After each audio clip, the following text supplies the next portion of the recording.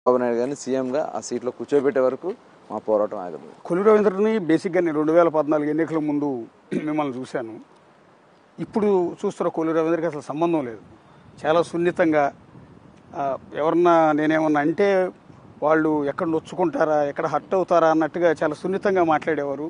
మంత్రిగా 5 ఏళ్ళు పనిచేసిన సందర్భంలో కూడా మీ మీద ఒక వివాదం కానీ, లేకపోతే ఒకళ్ళని మీరు టార్గెట్ చేసి అరెస్టులు చేయించడం కానీ, కేసులు పెట్టించడం అన్న ఆరోపణలు కానీ ఎప్పుడూ లేవు. అలాంటి మీరు 54 రోజుల పాటు జైల్లో ఉండాల్సి వచ్చింది కదా. అదే అనేది అసలు గతంలో రాజకీయాలు వేరు.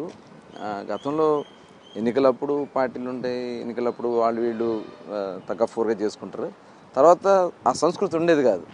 కానీ జగన్మోహన్ రెడ్డి వచ్చిన తర్వాత నిరంతరం ఇవాళ కూడా నేను చూడండి, ఒక పేద మత్స్యకారుడిని అతను పార్టీలో జాయిన్ అవ్వలేదని చెప్పి మాచర్ల దగ్గర కాన్స్టిట్యున్సీలో అతన్ని పోలీసులతో బెదిరిస్తే అతను భయపడిపోయి సూసైడ్ చేసుకున్నాడు.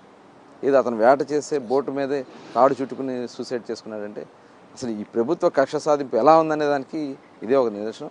ఈ ముఖ్యమంత్రి విధానం వల్లే, ఈ ముఖ్యమంత్రి గారి వల్లే ఇది జరుగుతుంది.